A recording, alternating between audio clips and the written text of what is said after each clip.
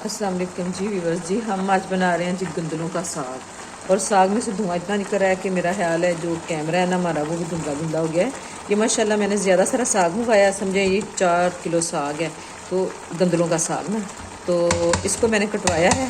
पहले जो गंदलें वो छीली जाती हैं, फिर उनको काटा जाता है। और ये जो गंदलें हैं, ये खाली में गंदलें जो है ना इनको पका रही हूँ। तो कोई 15-20 मिनट पकेगा तो मैं इसका पहले पानी जो है ना खाली साग का ये उतार दूँगी और बताती हूँ। ये है जी मेरे पास पालक, मेथी और पाथू। इसको मैं अच्छा सा वाश करूँगी। और ये देखें, ये ऐसे खुले पानी में वाश कर रही हूँ। और इसको मैंने 3-4 पानी में धोना है, क्योंकि पालक में मिट्टी जो है ना काफ़ी ज़्यादा होती है, पालक में, पाथू में। तो मैं इनको अच्छी तरह से धोऊँगी 3 से 4 पानी, जब तक मेरी तसल्ली ना हो जाए। जब देखूँगी कि नीचे बिल्कुल मिट्टी कोई नहीं रह गई तो फिर मैं इसको ना धोना बंद करूँगी। अब जी देखिए जी, ये भी मैंने पालक शालक धो के रख दी टोकरी में।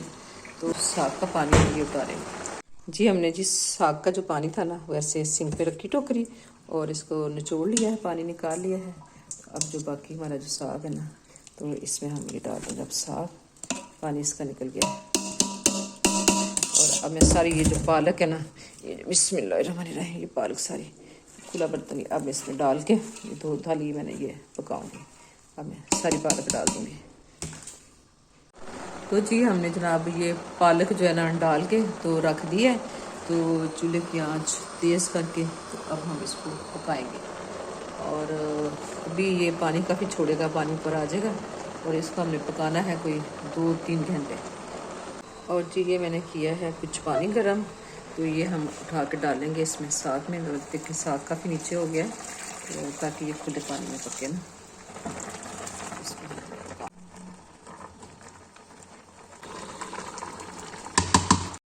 जी साग को हमने ढाम के पकाया है और तकरीबन 2 घंटे हो गए हैं इसको स्लो आंच पे पकते हुए। तो अब मेरे पास है मिट्टी की हांडी। अब जी सारा साग हमने शिफ्ट कर दिया है इधर, और अब ये मिट्टी की हांडी में पकेगा। और जी मेरे पास मिट्टी की हांडी थी इसलिए मैंने उसमें डाल दिया। इसमें आहिस्ता आहिस्ता पकता रहेगा और घोटने में आसानी रहेगी। तो अगर आपके पास ये नहीं है तो ज़रूरी नहीं इसमें डालना, आप देगचे में भी, बड़े देगचे में जैसे पक रहा है उसी में सारा पका सकते हैं। और ये रखी मैंने सब्ज़ मिर्चें, इनकी डूनियाँ शुनियाँ उतारेंगे और इनको फिर हम करके चॉपर में डाल के तो डालेंगे साग में। और जी माशाल्लाह साग हमारा पक रहा है, तकरीबन 2 घंटे हो गए इसको पकते हुए। ये है कि जब आप साग बनाएं मेहनत तो करनी पड़ती है, लेकिन ज़्यादा सारा बना लें और उसके बाद फिर आप उसको नॉर्मल करके ना तो फ्रीज़ कर लें।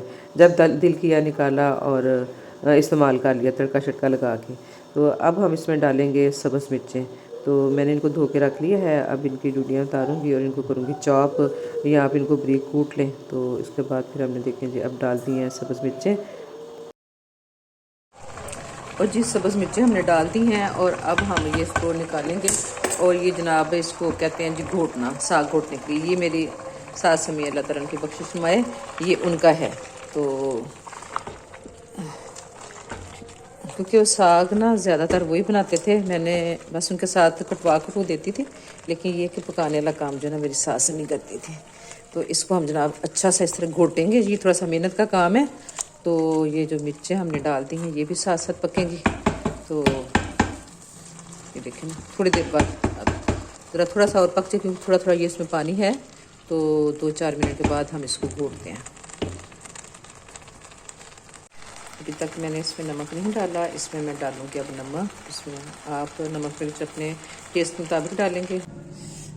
साग को हम घोटेंगे और इसमें तकरीबन हमें कोई 10-15 मिनट घोटना पड़ेगा। तो थोड़ा सा घोट गया, थक जाए तो ज़रा थोड़ा छोड़ दें। देखिए इंशाल्लाह हमने इसको घोट के ये जो है ना ये गंदले शंदले ये जो नज़र आ रही हैं थोड़े थोड़े मोटा मोटा, ये ना इसको सारा बारीक होना चाहिए। और साथ मेरे पास है ये मकई का आटा, ये मैंने लिए हैं 4 खाने के चम्मच। थोड़ा थोड़ा करके ना ये साथ में डालूंगी, जैसे ऐसे ऐसे करके थोड़ा थोड़ा करके, ताकि ये गुठलियाँ ना बने ना। और साथ साथ में घोटूँगी ऐसे करके। आप चाहें तो चॉपर में भी कर सकते हैं, लेकिन ये घोटे हुए साग का अपना मज़ा है, इसलिए हम इसको इसके साथ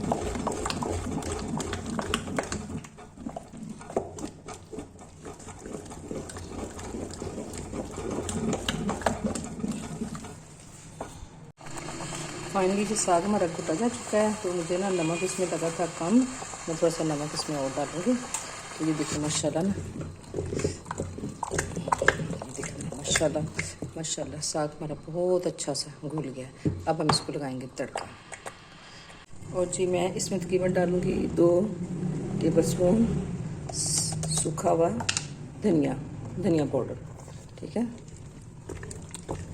इससे ना खुशबू टेस्ट बड़ा अच्छा आता है। इसमें हम सब्ज़ धनिया भी डालेंगे। जी ये जी मेरे पास आटा है, ये कुछ मकई का है, वाले कुछ तो इससे ये है, और ये थोड़ा सा गंदा को इसमें करेंगे मिक्स।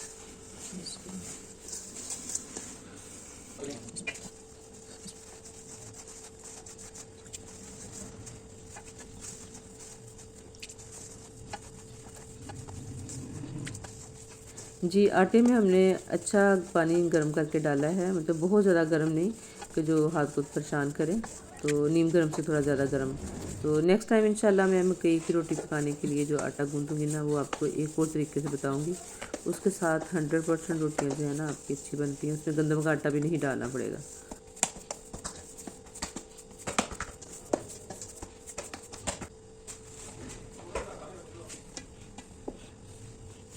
फ़र्क है, इसको हम इसमें डाल के तो बारीक कर लेंगे। तो जी लहसुन और अदरक को हमने बारीक कर लिया है, और अब हम डालेंगे देसी घी पैन में और इसका लगाएंगे तड़का। है ना, वो देसी घी का ही अच्छा लगता है।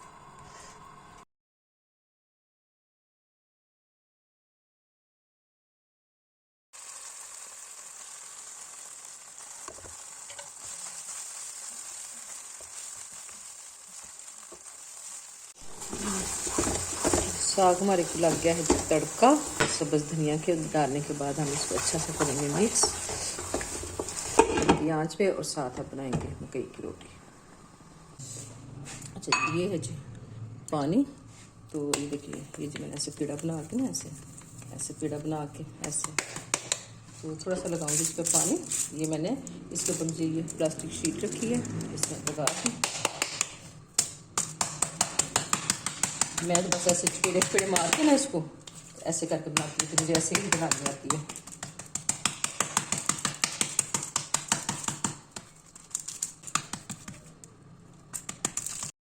और जी थोड़ा सारा ऑयल या घी हम लगाएंगे तवे पे रोटी डालने से पहले। रोटी है, इसको हम ऐसे करके ऐसे पकड़ें, ऐसे, और इसको ऐसे करके ऐसे डाल दिए हमने तवे पे, ठीक है।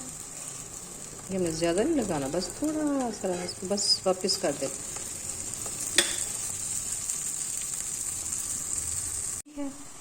और एक रोटी हमारी बन गई है, और एक रोटी बनाएंगे हम और।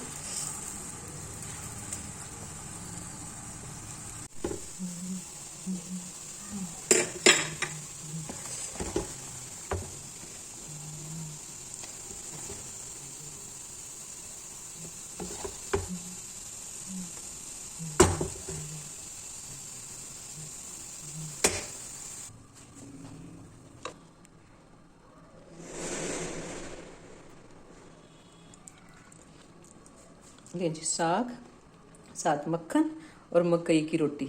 और यकीन करें ये इतनी मज़े की रोटी है ना, इतनी मज़े की रोटी है। और ये ट्रे मैंने बनाई है अपने हस्बैंड के लिए।